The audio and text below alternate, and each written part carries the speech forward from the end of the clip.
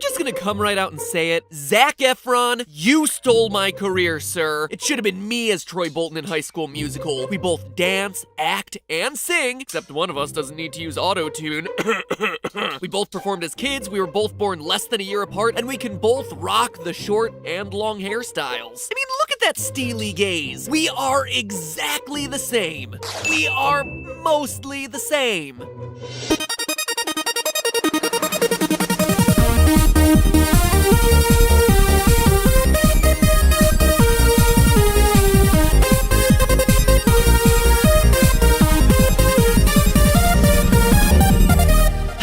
Internet, welcome to Film Theory, the show that encourages viewers to get your head in the game if the game is reinterpreting beloved childhood franchises. If you still haven't figured out what we're talking about today, well then you probably don't even Disney Channel original movie, bro, because today's episode is all about High School Musical. That's right, here on Film Theory, we only tackle the freshest, hottest made-for-TV movie series that haven't seen an installment in nearly a decade, unless you count Sharpay's Fabulous Adventure, which I obviously do. But in all seriousness, when I was still acting in theater, I was in a big regional production of High School Musical as Troy's understudy, and that gave me plenty of time to overthink the plot in between bouts of icing our vocal cords. This kind of thing was my life when I was a teenager. Musicals, theater, show choir, you name it. If there was a chance for me to perform on stage and not have to interact with the popular people, well, boy howdy was I involved. And after spending so much time studying the show, I've always had a bone to pick with HSM. Well, a few bones actually, because there is no way Juilliard is really gonna send acting scouts to a random public high school in Albuquerque to watch a show written by a student. Anyway, the main bone I'm here to pick is this. The movies bend over backwards trying to convince you that Sharpay, the quote-unquote spoiled rich theater diva, is the villain of these stories, but she's not. In fact, when you stop and actually look across the entire series, Sharpay is like the only one with redeemable qualities. You hear that, Vanessa Hudgens and Zac Efron? Your empire of fame is built on lies. Lies, I say! You think this is all just a chip on my shoulder? Well, let's look at the evidence and bop to the bottom of this case. Now, in case you need a cram session before this High School Musical final exam, here it is in a nutshell. In the original High School Musical, our heroes Gabriella and Troy meet when they do karaoke together at a New Year's Eve party, conveniently finding out shortly thereafter that Gabriella is transferring to Troy's school. Actually, just the plot of Grease. She's a science nerd who wants to find a new place for herself at the school, and he's a star basketball player who wants to find a new place for himself in Gabriella's pants. On a whim, they decide to audition for the High School Musical. Oh, I get it. I get the title now. Even though they're turned away for being too late and they didn't prepare anything, they still miraculously get a callback for the two lead roles. This doesn't sit too well with Sharpay and her twin brother Ryan, who are die-hard members of the drama club. Which, now that I'm writing it out, when the villain of your movie is supposed to be the theater kid, you should already be asking yourself some questions. Oh no, they're gonna put me to shame with their box steps. Don't you put a ray in my direction. Oh, they're pulling out the viewpoints. She's commenting on my stance. Sorry, the theater kid is coming rushing back to me. Anyway, Sharpay and Ryan convinced the drama teacher to move the callbacks to the same day as Troy's basketball championship and Gabriella's scholastic decathlon. Oh no! Conflict! Troy and Gabriella's other friends think they should choose between the activities they've already committed to versus this musical, but nah, they're the hot protagonists in a made-for-TV Disney movie, so they don't. Troy and Gabriella win everything, including the leads for the musical, the decathlon, and the last shot of the basketball game. Wow, growing up is so difficult when you're young and beautiful. High School Musical 2 is pretty much the same thing, but over the summer and with a country club talent show instead of a musical. And High School Musical 3 is pretty much the same thing as High School Musical 1, but now they're seniors and focused on college. Got it? Good. So what makes Sharpay the villain? Well, ask anyone who knows these movies and their arguments fall into one of three camps. 1, she's a diva who won't share the spotlight. 2, she's trying to steal Troy away from Gabriella. And 3, she's a spoiled rich girl who expects everything to be handed to her. That's what these movies want you to believe. But if you actually stop and objectively look at her actions across these cinematic masterpieces, you see that this could not be further from the truth. Complaint number 1, Sharpay is a diva who won't share the spotlight. Very early on in the first High School Musical, we established that Sharpay is super mean. Just look at this conversation. Oh, Were you going to sign up too? My brother and I have starred in all the school's productions. And we really welcome newcomers. There are a lot of supporting roles in the show. I'm sure we can find something for you. Alright, so there's definitely a tone issue, but let's think about what she's actually saying. She isn't discouraging the pretty new girl from auditioning. In fact, she even says that they welcome new people into the club, going so far as to say that there's lots of roles, so she'd be likely to get one even if Gabriella's a complete noob to performing on stage. Which, let's not forget, she absolutely is. This girl is so inexperienced that she freezes up at the freaking audition. I can't do it, Troy.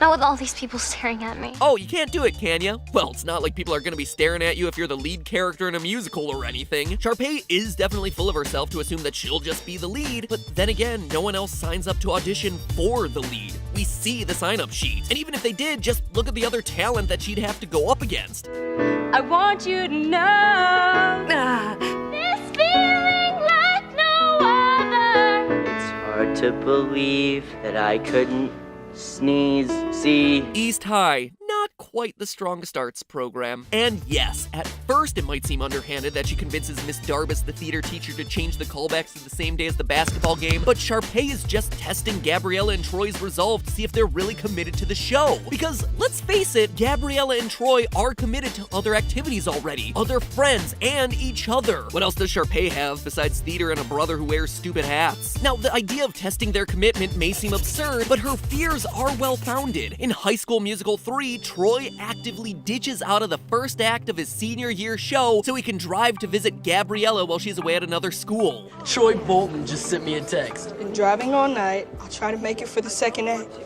Break a leg. Break a leg? What does that mean? Dude, that's showbiz, but you're going on tonight.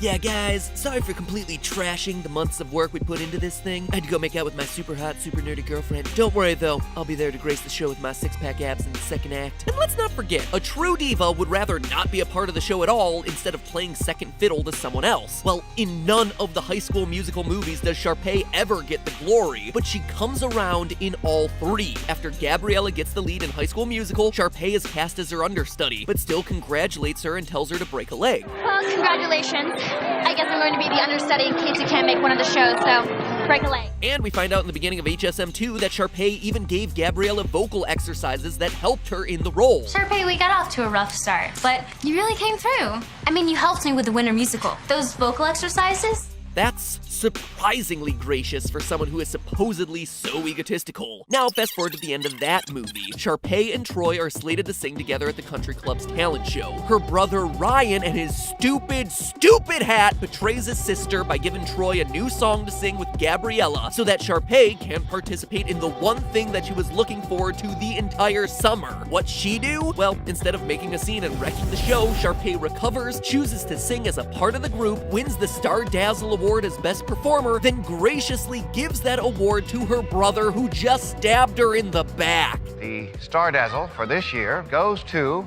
of course, My brother, Ryan Evans. And at the end of High School Musical 3, when Sharpay isn't chosen for one of the scholarships to Juilliard, even though her brother and his stupid hat is, we learn that she's gonna help run the high school's drama department the following year. A role for which there will be zero glory. Sharpay is just committed to making her school's drama program great. She always wants to be the star, but are we really faulting someone for wanting to be the best? A true diva wouldn't let anyone near her spotlight, and clearly Sharpay is along for the ride even if she isn't getting all the glory. Complaint number 2, Sharpay is trying to steal Troy away from Gabriella. So perhaps a bigger sin of Sharpay's is that she has goals to date Troy, who is sometimes happily in a relationship with Gabriella. So what nefarious deed does she do to win him over? Does she kiss him? Does she push Gabriella off a cliff? Does she drug him and shave off that mop of hair so she can swim deeper and deeper into his cool blue winter crystal-like eyes?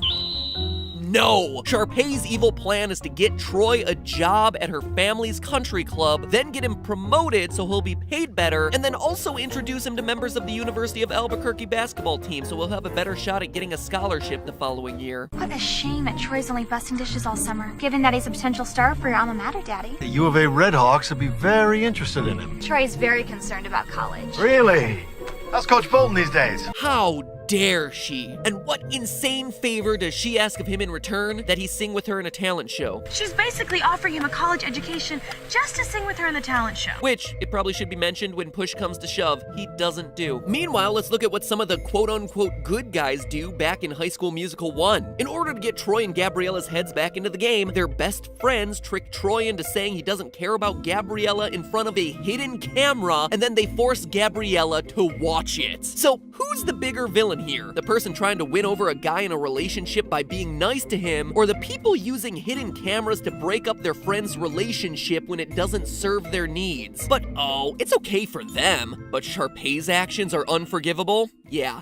I don't think so. And complaint number 3. Sharpay is a spoiled rich girl who expects everything to be handed to her. Now, the rich part is absolutely right. Throughout the High School Musical movies, we learned that Sharpay's family owns a resort and uses a private helicopter. But expecting everything to be handed to her? Nothing could be further from the truth. In the straight-to-DVD classic Sharpay's Fabulous Adventure, Sharpay moves to New York City to try to make it as an actress, and her doubting father gives her 1 month to make a career for herself, or else she'll have to return home. Does Sharpay kick and scream about it? No. Actually, she goes and makes the best of it and tries to network with a director who voiced interest in casting her. I'm gonna meet with that casting director, get the part, be a star, and have a palace. And when she finds out that that director was actually interested in casting her dog and not her, sure, it absolutely sucks, but she seizes the opportunity and gets hired as the personal assistant to the star of the show, who then makes her run errands all night and scrub toilets. Does Sharpay refuse and resolve to destroy the star's career? No, once again. She recognizes that getting it in with someone in the industry is how people get a shot in show business. So she does all the star's menial chores, then destroys her career. The point is, across all 4 installments of the franchise, Sharpay gets knocked down time and time and time again, losing the lead role, getting betrayed by her brother, not getting into the college she wants, getting passed over for a dog, but she never once gives up on what matters to her. She never stops believing in herself. What about your dream of being a star? It's still there.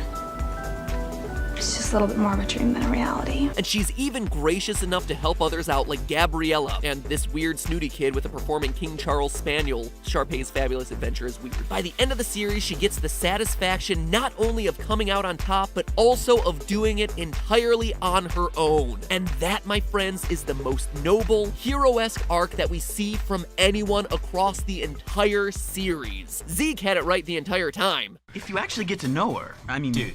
And the so-called heroes of these movies don't even let him finish talking about keeping an open mind to a fellow classmate. Well done, Wildcats. Well done. That's all well and good, Matt Pat, you're probably saying right now, but High School Musical needs a villain. So, who's the villain? Well, you're in luck, because the series does indeed have someone who is truly spoiled. Someone who doesn't deserve the things they have coming to them, and then is ungrateful for the opportunities that come their way. It is none other than the six-packed, auto-tuned wonder, Troy Bolton. I mean, it starts all the way back in the first movie. When the time comes for Troy and Gabriella to audition, they chicken out. They only gather enough courage after it's too late. We take these shows very seriously here at East High.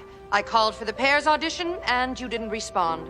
Free period is now over. But apparently not seriously enough, since Miss Darbus hears them singing and then gives them a call back anyway. Bolton, Montez, you have a callback. And if you want to talk about someone who won't share the spotlight, well, look no further than Troy Bolton in High School Musical 2, when Troy's invited to play pickup basketball with the players on the University of Albuquerque's team. An opportunity, I should mention, he only gets thanks to Sharpay. His friends on the high school team ask to go, and Troy doesn't even consider it before he refuses. Hey, Bolton, come on. Hey, why don't you tell him to come over here and mix it up? We'll show him some game. I don't think that's how they roll. It's a close practice. Sorry. But yesterday he said we're gonna play 2-on-2 after work. Just flat out ditches him. Speaking of being a bad friend, he breaks pretty much every promise he makes to his girlfriend Gabriella in High School Musical 2, then uses Sharpay's affections to get more money and access to people who can help him out. An entire table of university boosters are coming to see you, thanks to me. So I'll be their waiter. He'll be thrilled. Troy, this could change your life. I'm more interested about what my friends think of me. All in return for singing a song at a talent show with Sharpay that he acts like is a huge chore the entire time, and then ultimately doesn't deliver on. You will sing some other time, though. With me. Promise? Promise. Well, sorry, Mr. Swoopy Bangs. Didn't mean to give you an opportunity to pay for the college that you said you couldn't afford. Troy's very concerned about college. Really?